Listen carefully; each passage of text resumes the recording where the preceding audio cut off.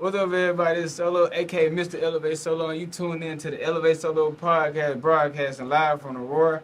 I ain't gonna lie, y'all, I got a very special guest with me today. They ain't a regular person, you feel me? I got somebody she's from the city of Memphis. She's God-fearing, feel me? She's a motivational speaker, an influencer, an entrepreneur. She's a user-generated content creator, YouTuber, a brand ambassador, as well as a brand owner, an event hoster. Miss Racheal Shantell, how you doing? You good? That was amazing. I've never had an introduction like that. I feel like I'm on, well, what's his name? Uncle Snoop or whatever. Right. You know what I'm talking about? Of course, Short, whatever. I had to get you right. I know you're talking about. Yeah. But okay, for the people who don't know who you are, Miss Racheal, like, I want you to explain who is Racheal Shantell. That's a great question. Hey, everybody, I'm Racheal Shantell. All those wonderful things that he just said. Right. But to just sum up who I am, I'm a good person. I'm a person that wants to see the Black community thrive. I want to see us do better for ourselves, and I'm just God-fearing. Right. Just walking in my faith. I love that. And look, the first time I spoke to you, I could tell that you was a businesswoman and that you was about your business. So what I want to ask you is, like, where did like that come from, and when did you knew, like, okay, one day I want to be successful? Like, when did that kick in, and what made that come? I think it comes from my family. I have a lot of uncles and aunties that have their own. I've seen thrift stores, I've seen car lots, I've seen real estate, and by watching all of them, I'm like, I can do it all. Like, ain't nothing stopping me but me. And just over my time, I built my confidence to truly believe that. But as soon as I started putting God first and asking God and trying to do things for God, it actually started prospering, where I wasn't having so many obstacles in my way. Right. And you said I think you said something. You was like, it starts with you. Like, I feel like a lot of things that hold us back really is like not even the people around us, not even like our dreams, our goals, none of that, because everything is reachable. Yeah. At the end of the day, it's the person who has that dream. It's the person that has that goal. Yeah. And just realizing that it's gonna be hard. You know what I mean? Like, certain things in life is, you know what I'm saying? I think the bigger you dream, the harder it'll be. That's how I feel. It is, though, because anything that's worth having is not going to be easy. Like, Right. You got to, and I know I'm not going to really try to stay away from religion, but at the same time, the Bible is the best rules and guidelines on how to live life. And there's a story in there where Jesus, and I'm getting back to what you were saying, where Jesus had to walk through his own tribulations, where the devil was constantly in his ear trying to give him things as he was going through his obstacles of life and his journey. And that's a perfect person. Like, he's a demigod. And if Jesus was going through those things, what makes you feel like you're not supposed to? Right. And you got a lot of knowledge. I'm gonna be real with you, but like, so I know you didn't start out like this. So like, how was life for you, like, growing up? I was always like the misfit. Like, so I'm from Collierville, which is predominantly white people. Okay. And so, back then, white people really didn't want me around because I was black. And then the black kids didn't want me around because, they felt like I was the new. Like, I was too rich or I was too bougie to be around them. And the white folks felt like I was too ghetto or I was just too black to be around them. So I didn't relate to nobody. So it was just me and my dog, and forget the rest of them. So after a lot of time, I just read books and I just was able to learn how to be on my own. And by the time I hit high school, I learned how to see people for people at a very young age.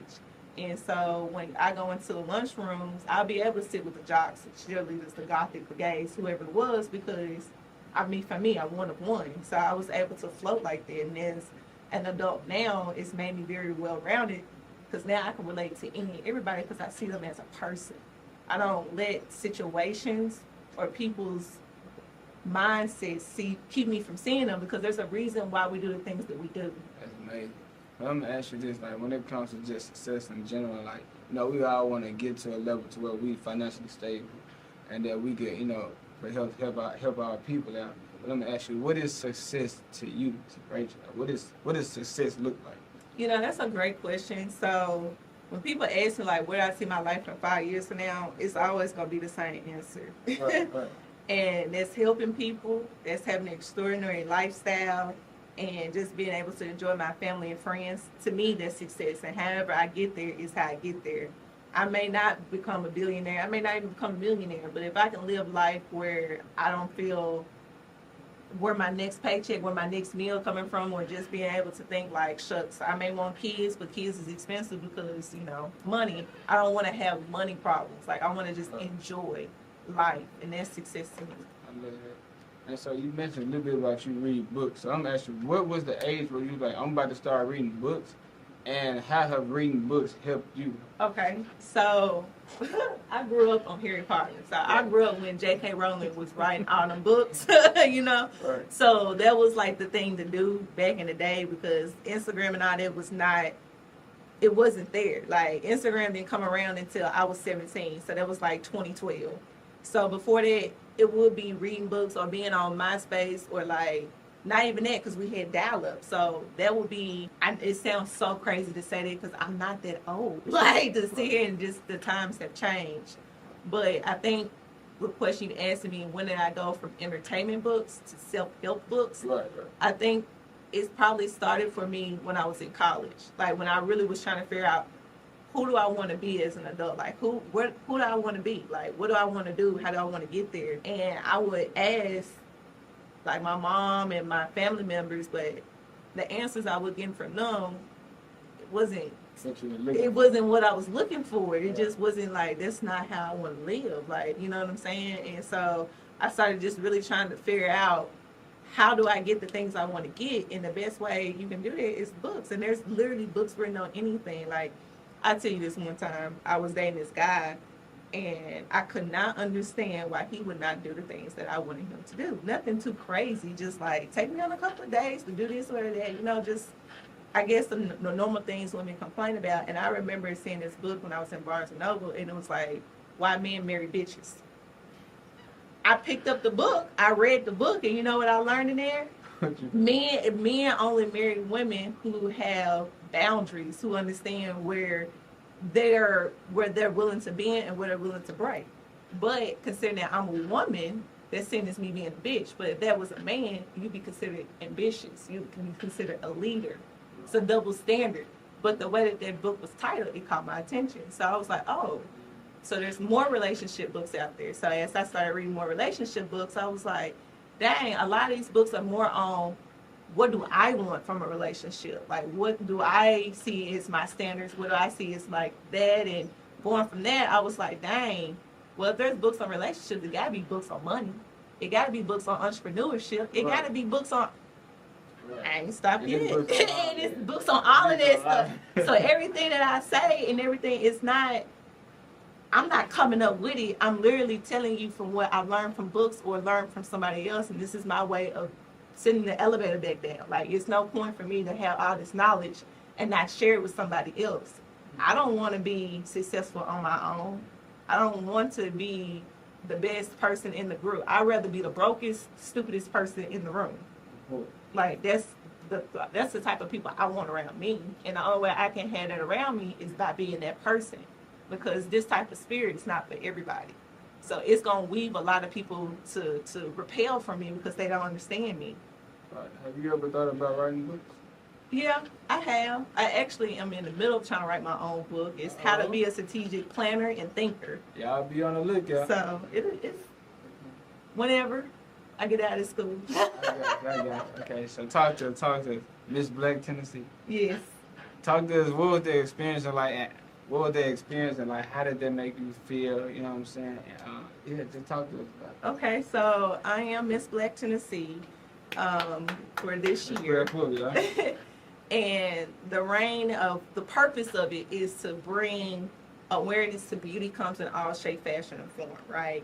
And not the standard of what America tells us of what beauty should be for a black woman. I would never not be curvy, or another black woman would probably never not be curvy because we're not built like Asian or white women.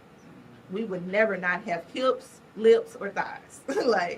And with that being said, not to tarnish those women, right. You know what I'm saying? I'm not saying that about them. I'm just speaking about us as a black community on how to love ourselves for that. Because a lot of women don't love that they can't be that because society tells them that they're not that.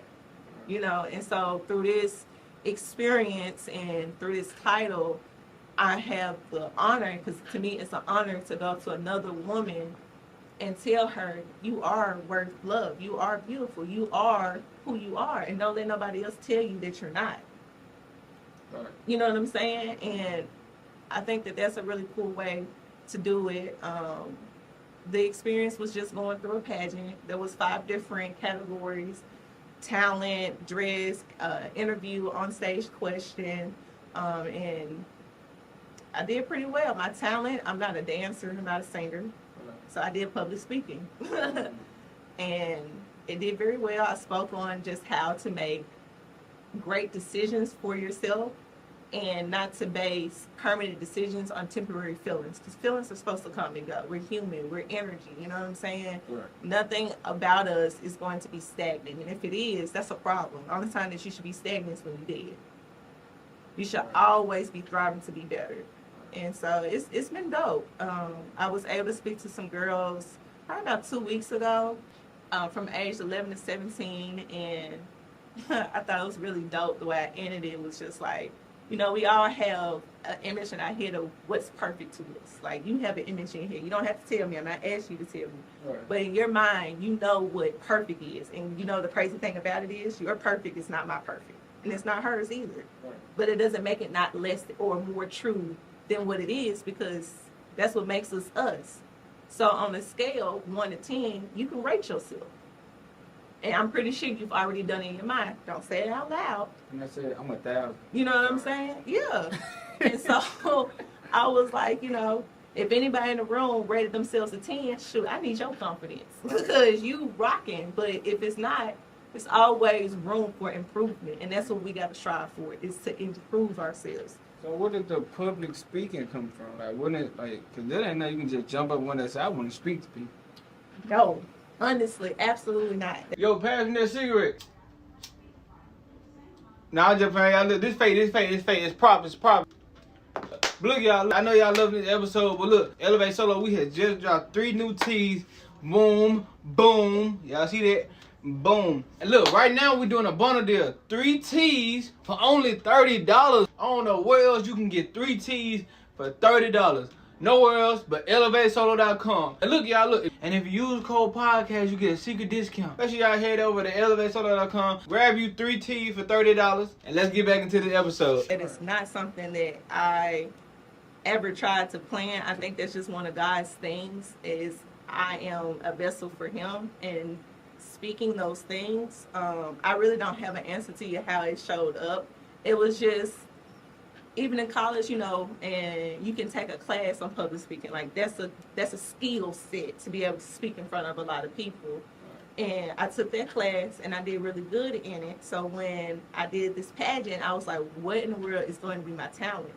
Public speaking. And so now that I've been doing it more and more often, people like to hear what I got to say. And I think that I am being accepted in this time because we've gotten so far from what reality is, and it's okay to be a human. Like, it's okay to not be okay. It's okay to make mistakes. It's okay to want to have grace.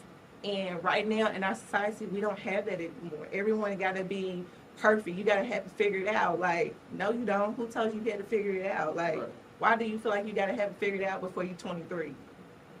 Like, that's 23? I think that'd be like my problem. I ain't gonna lie, I be feeling like, cause I just like you said, it's probably it's like the generation thing. Like, you look on social media and you see other people who done got successful at an early age, and you're like, man, why can that not be me? Right, and that's the thing. Social media is gonna pop the most 1 percentile of people, and a lot of times the folks that's popping on there, they don't have nothing else going outside of. And I'm not saying it in a negative way, because I am a content creator, you know what I'm saying? So I understand, but the content that I make is about how to live life outside of this world and to just show and reflect what I do in real life. But for others, it's about how can I outdo you? How can I outshine you? How can I make you want to be me? And then you wonder why so many people are coming up missing and killing. Like, come on, like you making people feel like they're not worth anything. So it's a sticky situation, and I just hate that. But yeah, like, social media is it's bad. It's bad. Let me ask you this: what's a normal day in the life look like for you? I wake up at 3 o'clock in the morning. Oh my God. Yes, I get up at 3. I have my time with God. I try to. I'm building this muscle. So this is my ideal day. I'm telling you, because this is how you speak things into existence and you manifest them. So this is what I'm working towards. But I do truly get up because that's when I go to the gym. So I always wake up at 3 o'clock in the morning, regardless if I get up and do these things or not. I'm probably laying in bed and play on my phone, but I'm not getting up I'm not waking up at 3. Right. But I spend that time to meditate and really start my day, get my mind right, get ready to go to the gym. Go to the gym, come home, get ready to go to work. At work, do that stuff. When I get off, I go to class. I'm still in school. When I get done with that, I go home. I work on whatever I need to work on. This content, whatever business I need to focus in on that day to get that done, to secure that bag, that's what we gonna do. Right. Once I get done with that, I'm gonna play on the phone for a couple of minutes and then I'm going to bed. And we probably talking about like 9:30 at this point. When did you start going to sleep at 3 o'clock? I mean, when did you start waking up at 3 o'clock? That's a great question. So in 2019, I took my health more serious and started working out and really sacrificed that time. And I just built that muscle. And let me tell you, it was not a pretty year. I used to go to bed at 6 o'clock in the evening to try to make sure that I'm getting up by 3 to make it to that gym at 5. Yeah, it took a year and a half. I would never forget, 6 months in, it was October the 14th. I woke up at 2:55 and I literally sat in my bed and cried for 12 minutes because I was like, I'm crazy for trying to do this.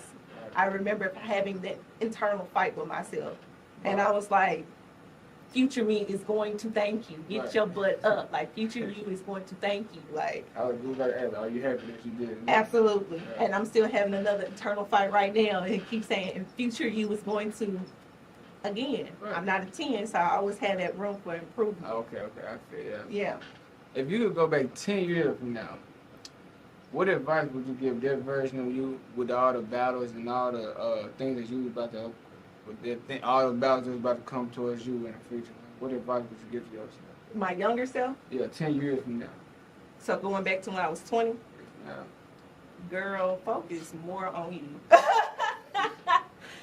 Focus more on you and just never, don't stop. Just focus more on you. I think I spent a lot of time in my 20s worried about other people's opinions and wanting to be accepted and liked.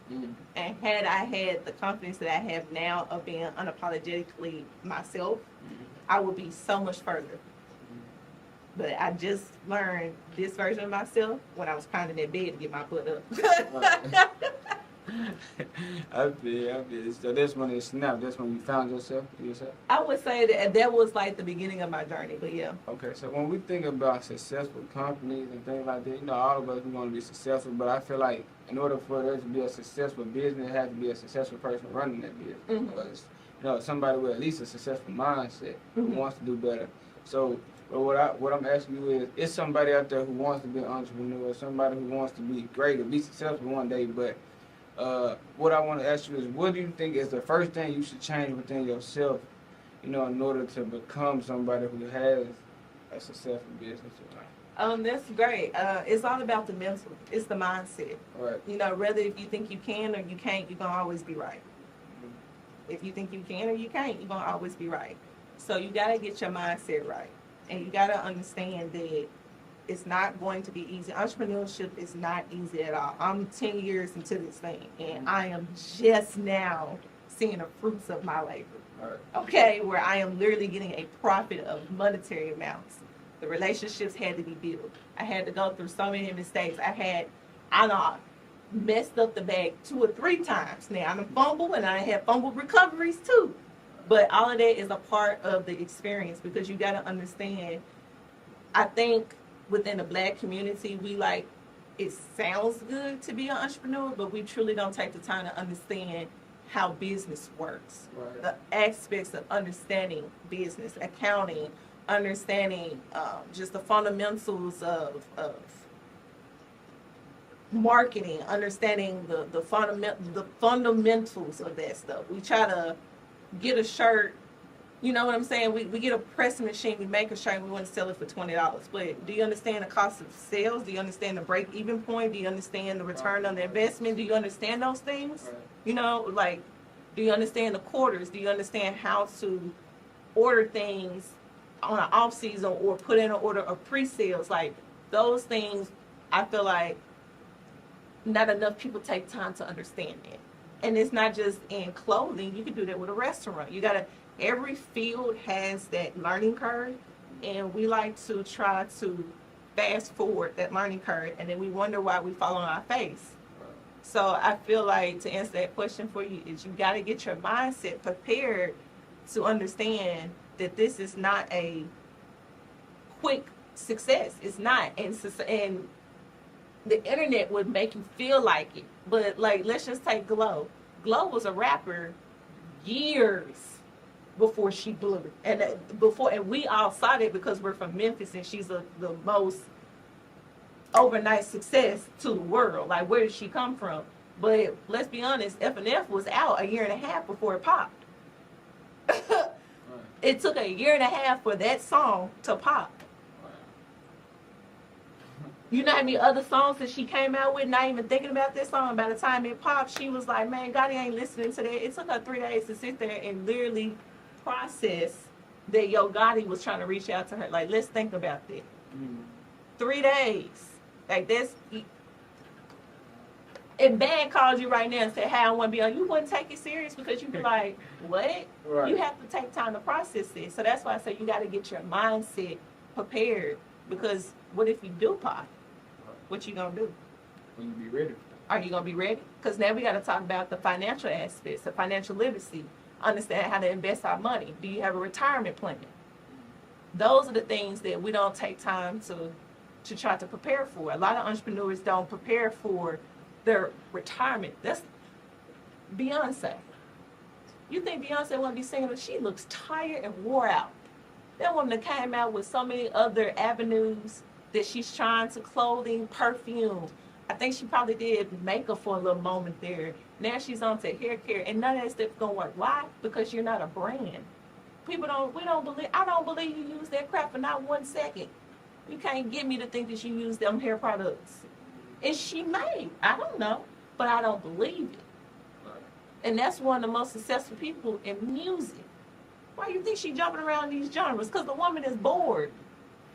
She doesn't have an exit plan. I'm sure she has other investments on the back end, real estate, stocks, all that type of stuff. Yeah. But she's looking for something else to do on her 9 to 5. That's in place of being on the music end. You know what I'm saying? Right. So that's someone that's successful that hasn't even thought about an exit plan. That's what she felt herself. That's the other thing I have to say about the mindset, and then we move on from here. We put too much of our faith and our future, what's the word I'm looking for, success in the hands of our team when you the one that's driving the car. If you're not driving the car, those people wouldn't be on your team. They wouldn't be able to eat. So you got to always keep the plan. You got to come up with the plan is what I'm trying to say. You have to be the one to come up with that plan. And the only way that you can come up with that plan is the plan God already got for you. See how that works? So honestly, while you trying to be in the driver's seat, you need to move to the passenger and let God ride it out. Let him drive. Because everybody else in the car going to eat regardless. Because, I mean, one thing, the only thing that God cannot do, there's only one thing God cannot do. Think. One thing, this is a trivia, there's only one thing God cannot do. Lie. Right? It's so simple. See how simple that is? We overthink.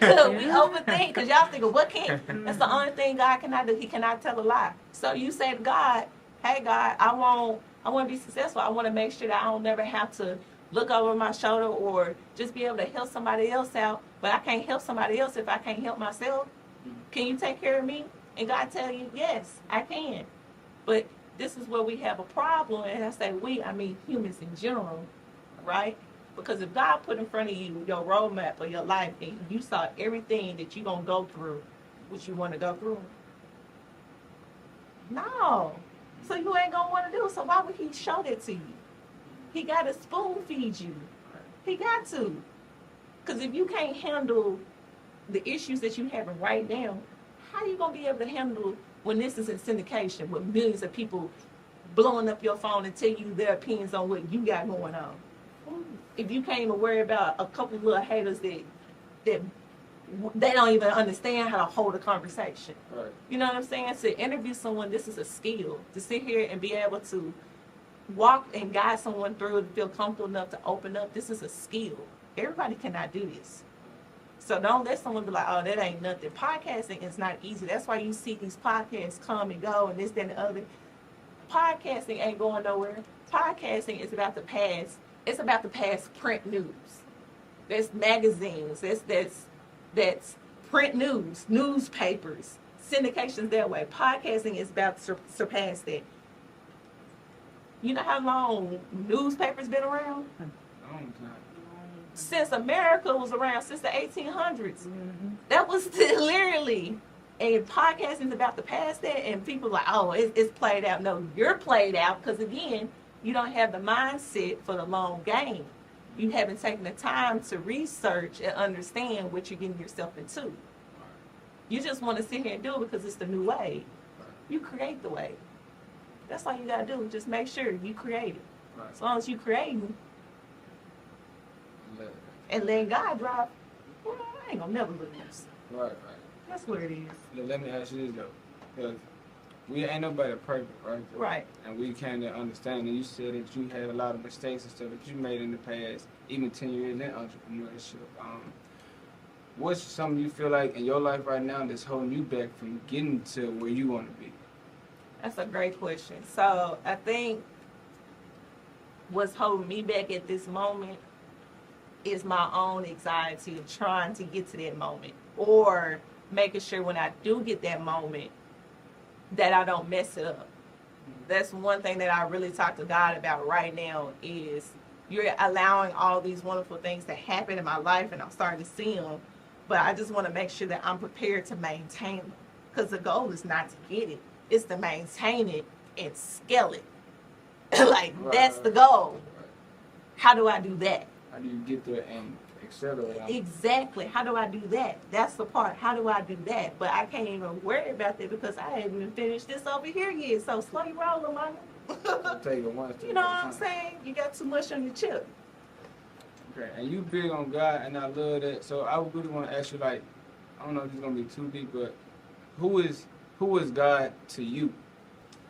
Rephrase it. All right. Okay. So it's somebody who's looking into getting closer with God, right? Mhm. Somebody looking to getting closer to Him, but they just ain't started yet, and they're Mhm. hesitant. What Mhm. advice would you give that person? Start. He's a person. So how do I perceive God? Is that what you're saying? Like, how do I talk to God? I talk to God like how I talk to you. I don't get I on heard my that before, too. I don't get on my knees and be like, dear God, I'm not doing none of that. I be like, I know you hear me talking to you. Like, what is going on right now? Or I have to rebuke these emotions because they're not coming from you. Like, Right. what is, like, God, I need you to talk to me. Like, and you know how God talks to me? Through books.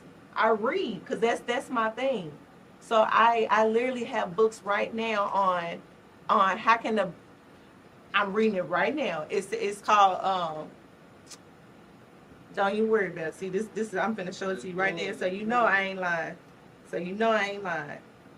So I have right here, boom.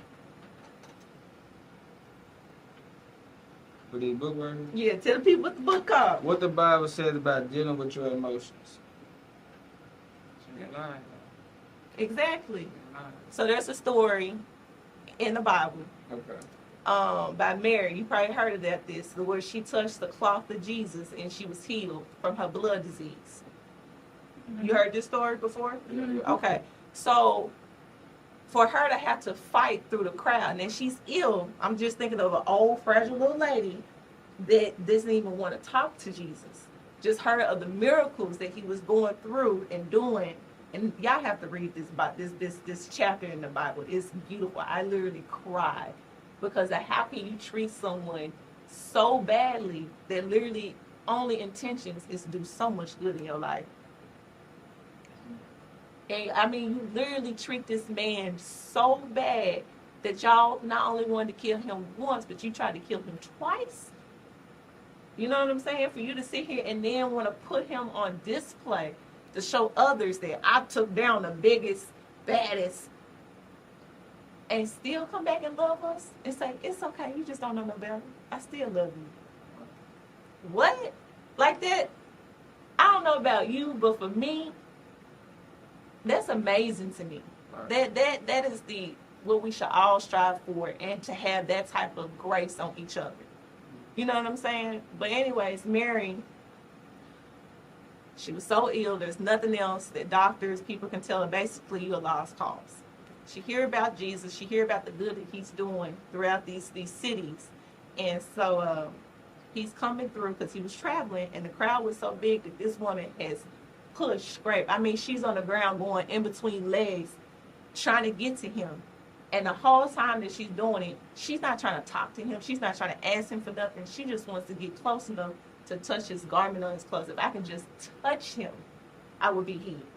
You understand how much faith that is? That's a lot of faith to be able to just touch. And not only this is the part that I think, for me, not enough preachers or pastors or whatever they call themselves, spiritual guiders, whatever, don't talk enough.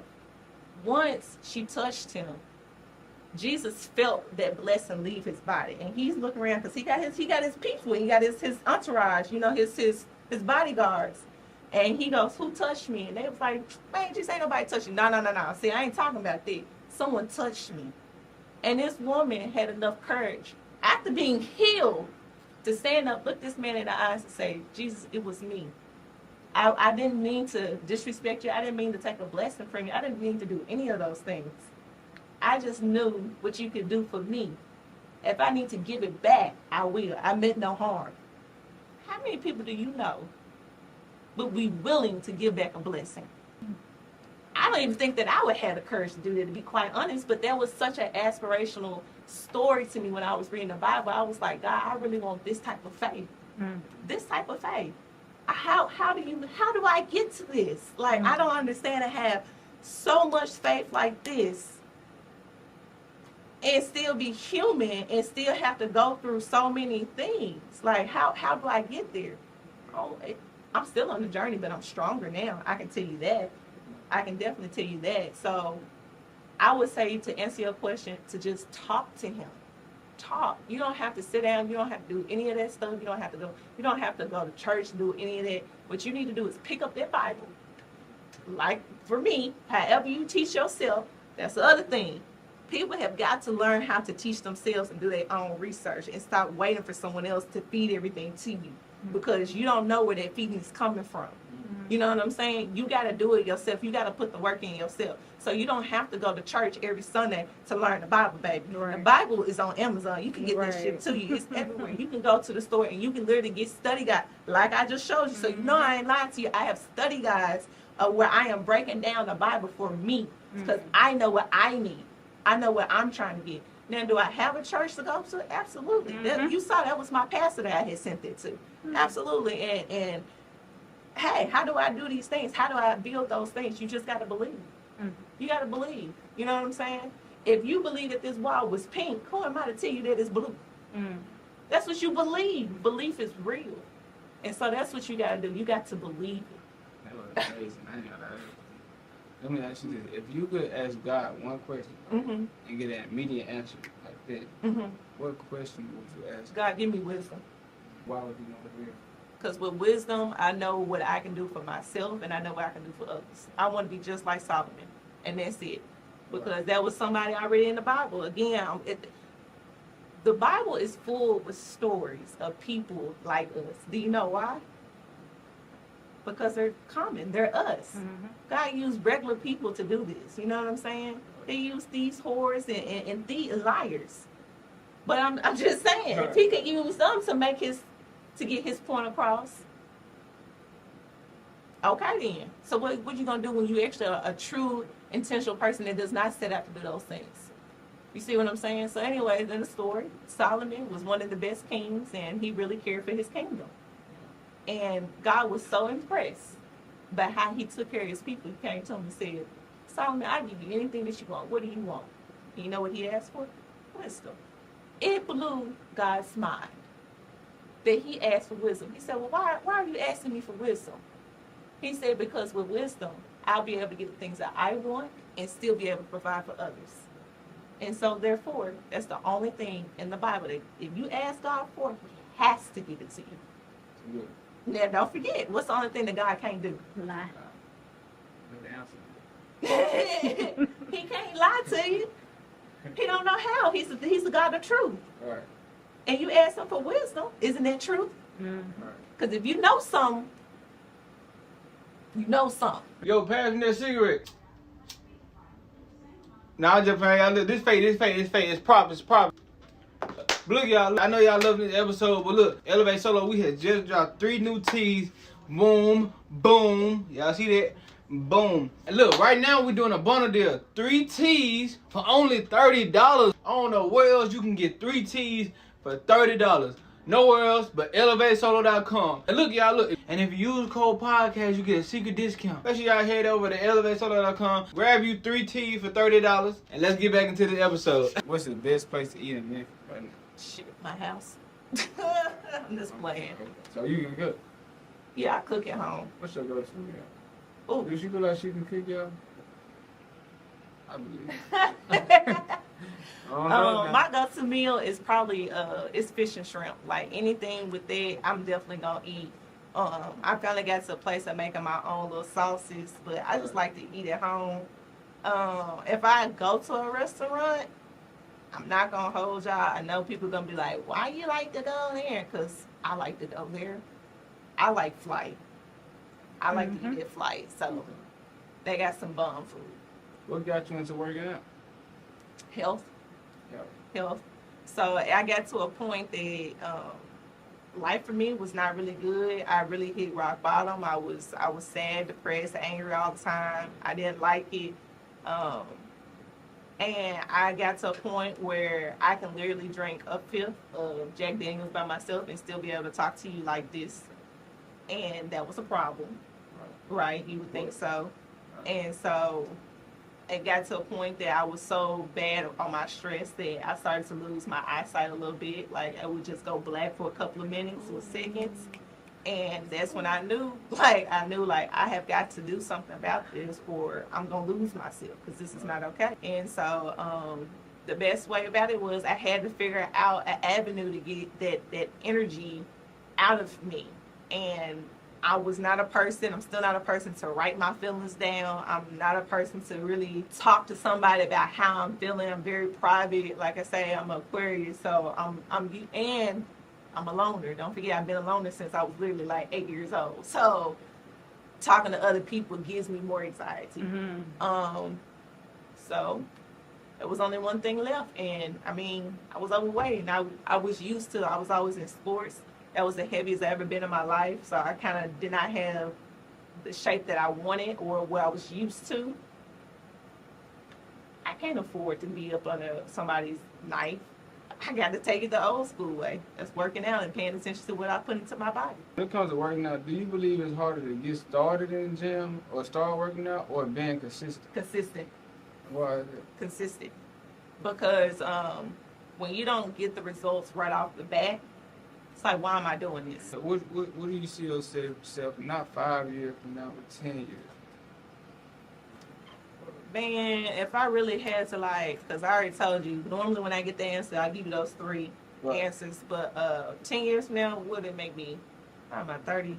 So is it 40? Okay, so I would like to have, first off, if God be willing, because I got to say it through God, if God be willing, to be in a very healthy relationship with a partner, to at least have some means of us to be 100% in the entrepreneur world where I am not only providing for myself, but I do have others underneath me in my company thriving to get opportunities to more Black people to have a chance. That's one thing that I would really love to do that and just better, at least have left a good impact no matter where I've been. When people bring up my name, that it be attached to something of a positive, I touch them in a positive way. Mm-hmm. I know in my journey, I have enough stories of people being negative towards me, and it has done a lot.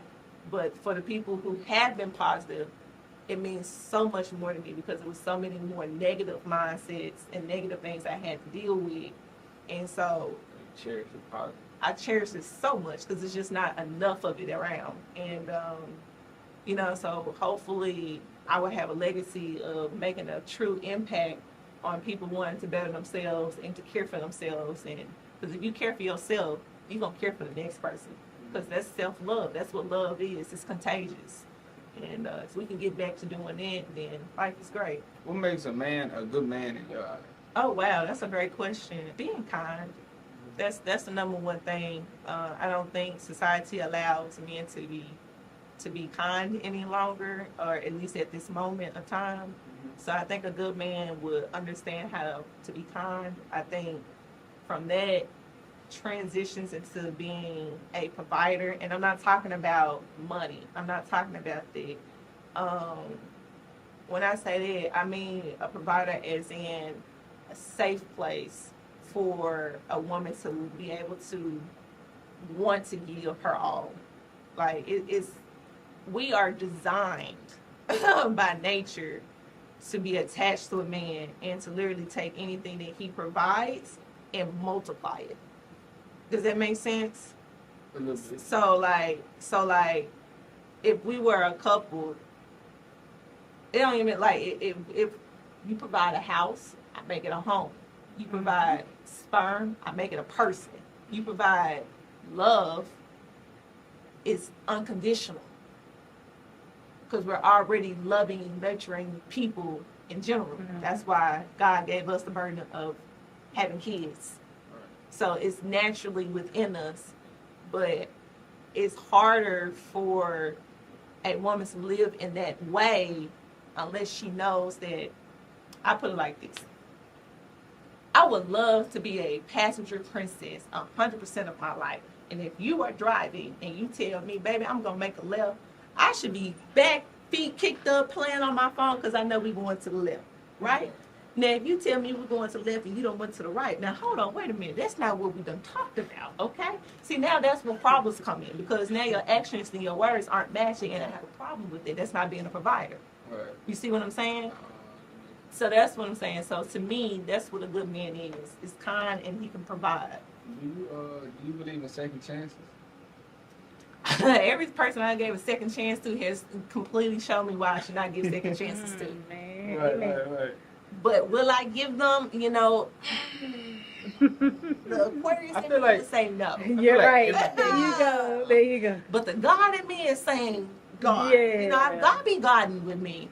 So I don't have an answer to that. What are your 3 biggest pet peeves in the guy? Number 1 is just really not being a person of your word. I'm a woman of my word. So just, you know, stand on your words. If you don't want to do something, don't do it. But you don't have to lie to kick it, Craig. Like, you really don't have to. Like, it's cool because I'm just going to get on. Don't waste no time. Like, you know what I'm saying? Just be intentional. That's what I'm looking for. Right. If you're not intentional, that's a pet peeve of mine. Hygiene. You should not be waiting on a woman to come clean up your house or to wash your clothes. You should be a self-sufficient individual. Like, that's just weird. That's just you. What if you do like trucking and he always don't? Then that ain't no exception. I don't understand. For your hygiene to not be together because you work. I thought you were talking about like when you like at the house, if you got like your side of the room that's dirty or something. Well, no, I mean, a dirty house is cool, but I'm talking about dirty drawers in the floor, brushing your teeth, grooming, you know what I'm saying? Clean the bathroom. Like, I don't want pubic hairs around the toilet. Like, you know, you got company come over, clean that up. That's nasty. Mm-hmm. That's self-sufficiency. Like, that's what I'm talking about. And what's the third thing that I don't like? A guy who, again, is not willing to work on himself. A guy who feels like he has it figured out because he makes a certain amount of money or whatever. That's weird. Like, money is not a personality, my guy. Like, it's not. Like, you should be making that much money. Like, what makes you feel like you shouldn't have? Like, that's not an accomplishment to me. Like, that's why I could never be one of these basketball wives that want to attach themselves to these famous people because they should be making that money. Like, how are they as a person? That's their job. A job should not be a personality. So, that's it. If you could have dinner with somebody dead or alive, who was that person? Somebody who's dead or alive? My grandmother. Yeah, I miss her a lot. When you were way younger? Yeah, she died when I was 8. So when she was dying of cancer, and my mom had her in my room, and so she would always let me play Austin Power movies or whatever. And I knew my granny was sick, and she had asked me for a kiss, and I knew she was sick, and I didn't want to get sick, so I didn't kiss her. And so then a couple of days later, she ended up passing. And so that's something that I really carry as a guilt on me. Is there anything that you want, or you got anything upcoming that you want the people to know about? Absolutely, guys. Awesome. Yes. So, as you have heard of my journey, this is something that I have experienced. So, it's something I'm passionate about and I really care about is mental health. And so, I am a person that's not about talking about it, be about it. Mm-hmm. So, I have taken the time to plan this event. It's called Main Up Memphis, Be Kind to Your Mind. And I have asked my sponsors to take on all the monetary burden, so it's 100% free for anybody and everybody who wants to come out and just learn what a mock therapy session looks like, to be able to talk to healthcare professionals and providers, learn about mental health, how to address it, how to see it, and just coping mechanisms, just a way to better ourselves for ourselves. And who don't love a party, right? So after we just end up celebrating this big accomplishment, because it is an accomplishment, we're going to have a block party. So come out and have some fun with us. It's going to be on May 3rd. That is next Friday at Bridges. Right. So pull up on me. Y'all pull up. Again, Ms. Racheal, I want to thank you for coming out today. I want to thank everybody who's tuning in, listening to this episode. This is Solo, aka Mr. ElevateSolo. You tune in to the ElevateSolo podcast. I love all y'all. Stay prayed up. And I'm going to catch y'all on the next one.